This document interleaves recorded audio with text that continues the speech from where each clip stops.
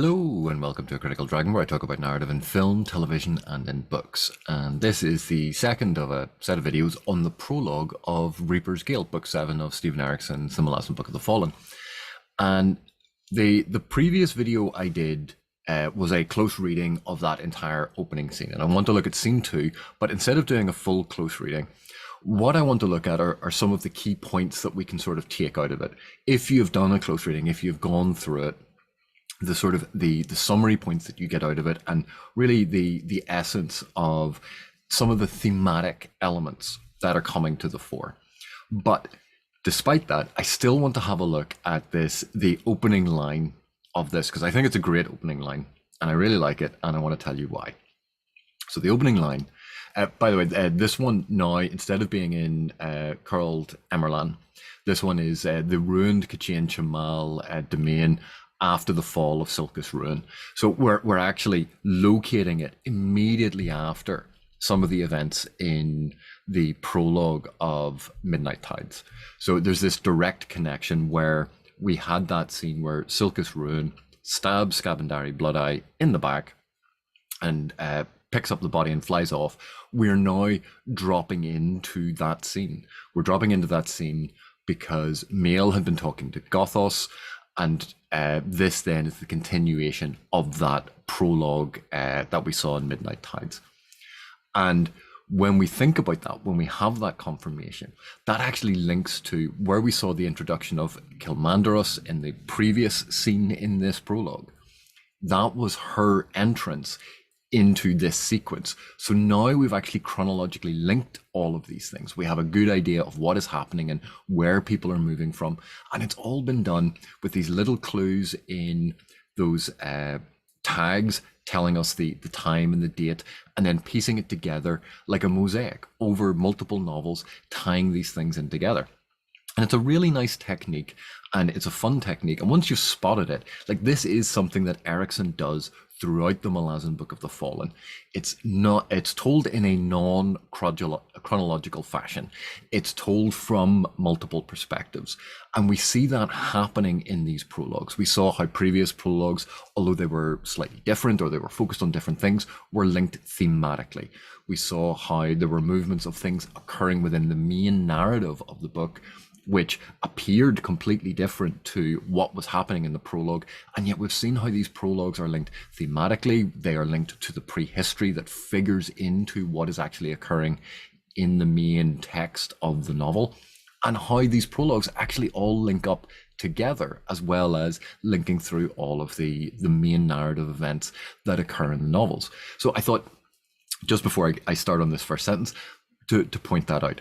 So this first sentence: trees were exploding in the bitter cold that descended like a shroud, invisible yet palpable, upon this racked, devastated forest. And one of the reasons why I like this is this idea of trees exploding in the bitter cold. Now, for me, that is such an alien concept, that where I live, where I grew up, it has never been cold enough that a tree has exploded. And yet, this would be one of those things that I actually looked up one time to find out if this happens, and it does happen. It sounds like a fantastical, strange thing that you would only find in a fantasy novel, and yet, no, it actually does happen. Trees do actually explode because they get so cold. The sap inside freezes and expands, and that causes the entire tree to sort of break and shatter and blow up.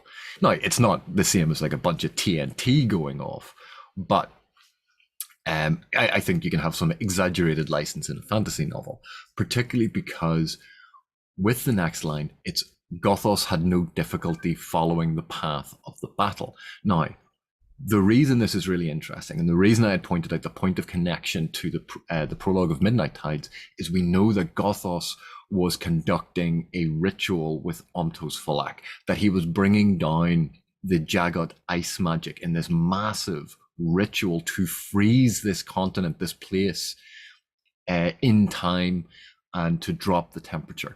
And that massive freezing, that super freezing, the super cold, so quickly is creating a sense of, bizarrely enough, of action, where you think, Action should always be about moving forward and progress, and yet here we have action that is the antithesis of that, of things coming to a halt, of things being frozen in place. And that is actually, it's exploding in bitter cold. We have an action sequence which is the inverse of action. And just when that pops into your head, I think this is one of those lovely things that we pick up in literature when an author does something surprising, when an author inverts or subverts an expectation about how things should function. And with that subversion or inversion, we see it can still work, that a different effect is achieved, and it's a lot of fun. But just to finish off on this, so we had exploding in bitter cold. So again, that very violent language. So it's connecting that violence in the language to the violence in the language that we had in the previous section. But shroud, invisible yet palpable. So again, the elements of death, the elements of destruction, that's tying back into the previous section upon this racked, devastated forest. So once again, violent, destructive, linking to the environment, which we saw about the destruction of a world. Now we're seeing a different type of violence being wreaked upon the environment. So all of those things, even though this is describing something completely different, it's a different scene, it's a different setting, it's a different location, it's involving different people. Tonally, it's actually slightly different. But despite all of those things, we see the thematic connection, and we see this linguistic connection because of the word choice and how it's linking up. So even though this is moving on, and we see it's a continuation of the action, because Kilmandros leaves in the previous scene, and she's about to arrive in this scene. So it's a nice continuous chronological sequence of events, but with shifted point of view, which means the tone and style has changed ever so slightly. And yet there are still these points of connection. So that's the first major thing that I wanted to talk about in regard to this. And what we then have in this whole section is a lot from Gothos's perspective, a lot of his internal thoughts, a lot of his way of thinking about the world. And so this gives us a lot of character without telling us anything directly about him, because we get his musing, we get his direct thoughts, we get his meandering thoughts, and we get his slightly twisted and dry sense of humor. And it gives us an insight into the Jagat. So where we had seen him externally, basically from Mael's perspective in the Midnight Tide section, in that prologue, now we're seeing it much more from Gothos's perspective. And this reveals a lot more about the Jagat. And the Jagat are one of these strange, mysterious races that each time there's been little drops and little hints about who they are and what they are doing. And they are fed out, they are drip fed to us over the course of the entire series. And again, this is one of those things that Erikson very deliberately does across the entirety of the whole series. You don't get all the information at once. You don't get everything dumped down in front of you to go, here's all of the backstory that you need about X. This is fed to us slowly over time so that we gradually understand the world. And because of this, you can understand why rereading these books can be such a rewarding experience, because instead of slowly finding out, you now have the context for everything. So when you look back at earlier books, you actually see it and read it almost as a different narrative. And remember, this is something I've spoken about before, because while the text has not changed, the internal amount of knowledge that you have, the perspective of things, how we ascribe meaning in our brains to the actual text, that's what creates the narrative. And when we have all of this additional information, even though the text of Gardens of the Moon and Deadhouse Gates and Memories of Ice, even though those texts have not changed, because upon finishing the series, you have all of this additional knowledge, you have all of this additional context. When you reread them, the meaning of what is in those books has shifted. And when you apply that, when you then reread, you actually create a different narrative. And this is for someone like me who is interested in this and studies this kind of stuff and is fascinated by it, these are the things that really intrigue me. The shift in meaning that creates an entirely new narrative, because it's not fixed. It's so dependent on what we understand and the points of connection that we make.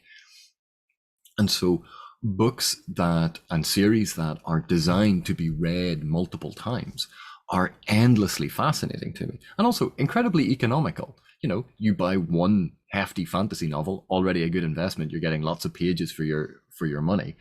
But when you read it a second time, you suddenly get almost like an entirely different novel, because you understand so much more about the world, about the characters, about what the themes are, about where things are going. So the reading experience itself is actually incredibly different. So to move on then to talk a little bit about what Gothos is talking about and what he is thinking.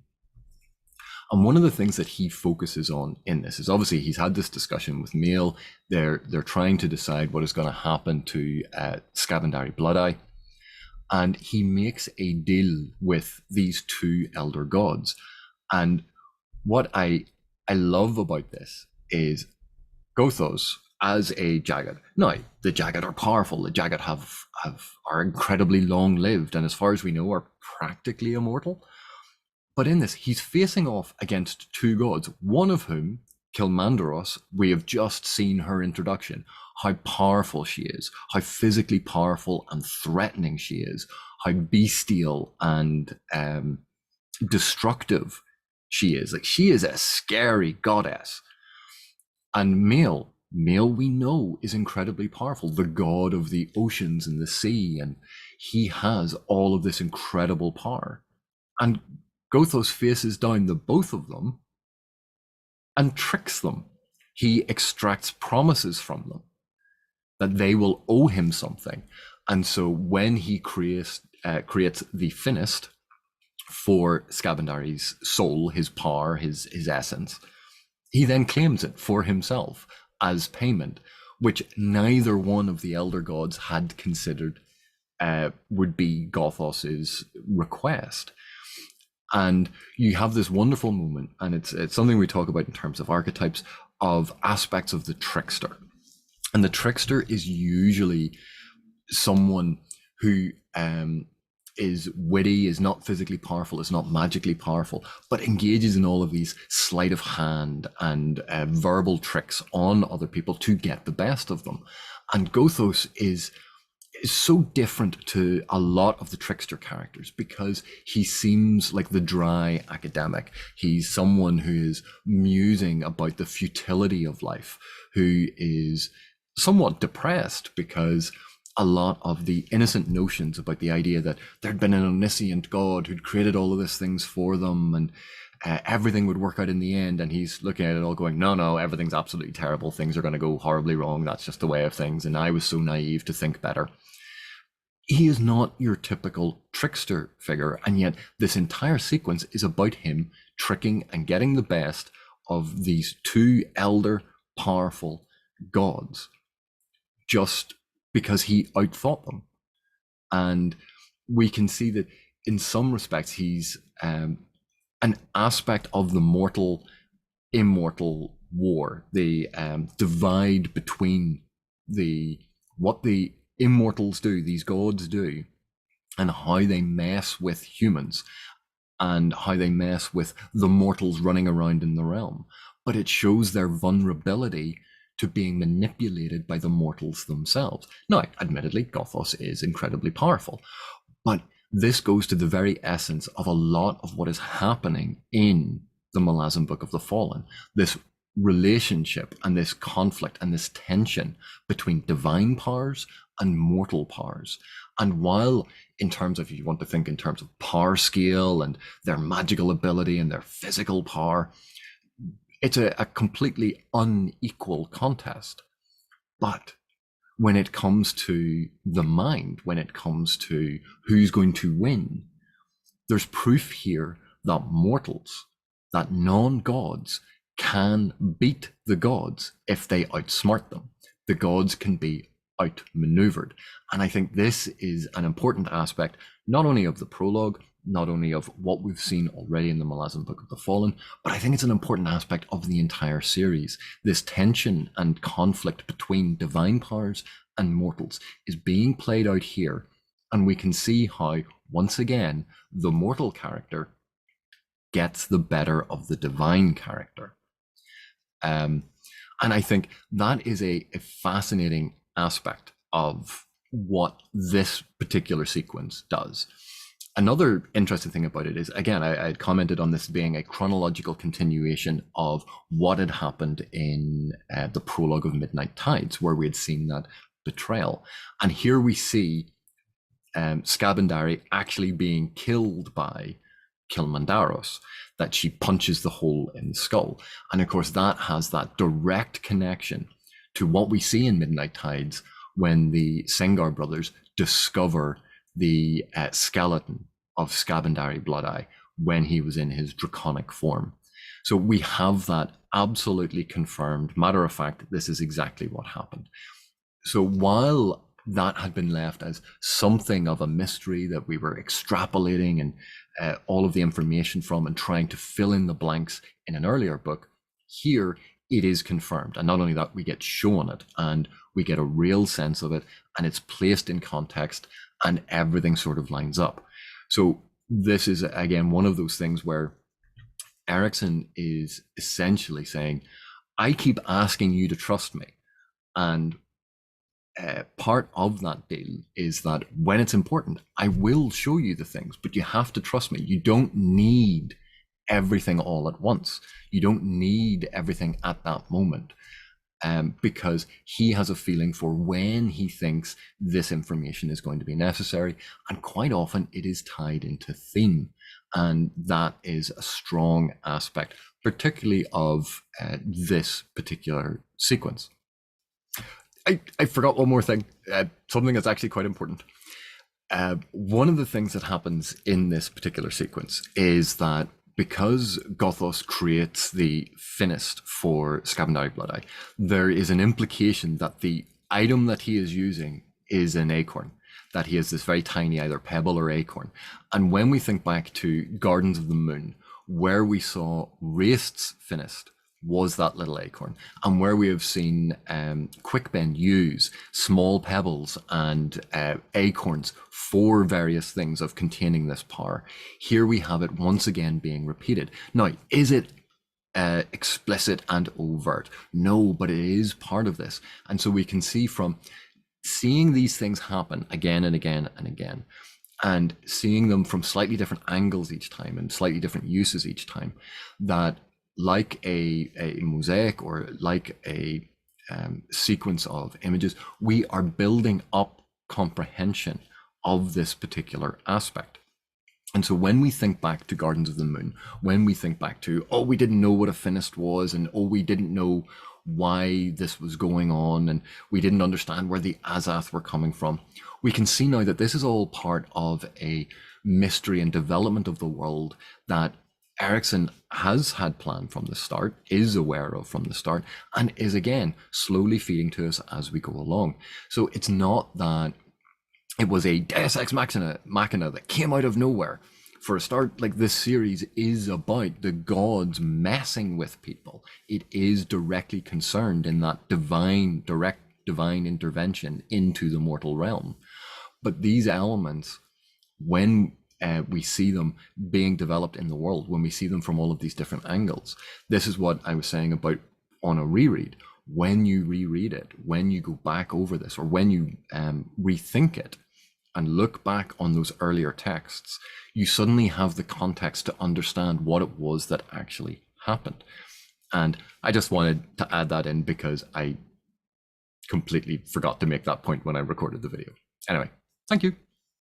And so I just want to finish up here by kind of summarizing all of this, because I think some of the points that get made in this, that we see in this prologue, are actually fascinating. So the fact that Gothos creates this Finist, and it's such a tiny little object, and the subtle implication is that it's an acorn, leads us to that impression that Gothos was the one that imprisoned Wraith's soul in a Finist in Gardens of the Moon. That Gothos created it. We see that point of connection now.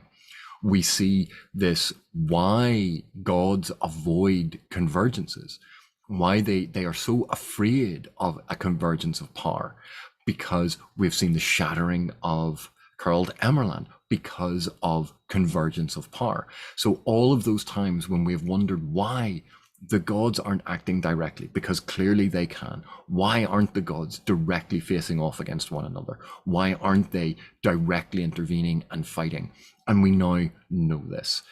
We've seen the repercussions of this, that they are wary of another realm being destroyed. We've seen that gods have to use mortals and cat's paws and to manipulate people, because that's a way of playing their game. But we've seen mortals get the best of them. We've seen Quickbend do it. We've seen Ganos Paran do it. Now we've seen Gothos do it. That we see that while the distribution of power is unequal, there are ways to win conflicts that will get the best of the gods. We've seen that the gods are not omniscient, that they don't have perfect knowledge, that they don't have perfect control of things, that they have their own reasons for doing things, and they are just as fallible as mortal characters. And we've seen how the devastation of a realm, this divine conflict, devastated Curled Emerald. It was something that never could have been conceived before. But we've seen how that is, while it's in the past, is directly replicated in all of those previous sequences where we've seen in Deadhouse Gates, outside of Arryn, because they chopped down all of the trees, it led to desertification, because the goats came out and nibbled all the saplings and the trees never grew back. We've seen environmental destruction as a continuing theme throughout all of this. We have confirmation explicitly that what was implied in the Prologue of Midnight Tides about Gothos freezing the continent of Lether in place, that in some ways there was a metaphysical freezing, that it was being held in position, that here we see that, yes, this is exactly what was intended. The consequence of that we see in this in these two scenes in the prologue of the wraiths being trapped because they cannot move on, and how they are trapped. We see all of these points of connection. We see the chronological sequencing of how these previous scenes are now coming together. And yes, we may have wanted them earlier, but we didn't necessarily need them. We did have enough to go on, and now these things are being confirmed, that there's a lot of forward progress and forward momentum being made in the series. And the points in the past, what we sometimes see is so separate to what we would call the main narrative or the main narrative trajectory of the novels. We see that the past is intrinsically linked to the events that are occurring on the page, that there is no separation of the past and the present, that everything is bound up together. So that's why I really like these prologues. It's one of the reasons why I enjoy looking at the prologues, because to see these points of connection, to see this information come to light, to finally get these other pieces that when we put them together and then look back on what we had previously witnessed, what we had previously read, it recontextualizes it. We get a new sense of what is actually going on, and that changes the narrative. It gives us a new focus. It gives us a new understanding. And these things were always there, but because of how Erikson has structured this, it leads to this experience where you can get new reading experiences, and a new way to interpret the narrative as you go along. Now, does that suit everyone? No, I'm assuming it's very frustrating for a lot of people. But for someone like me, it is absolutely fascinating, and I really enjoy it. So thank you very much for watching, and I'll see you in the next one.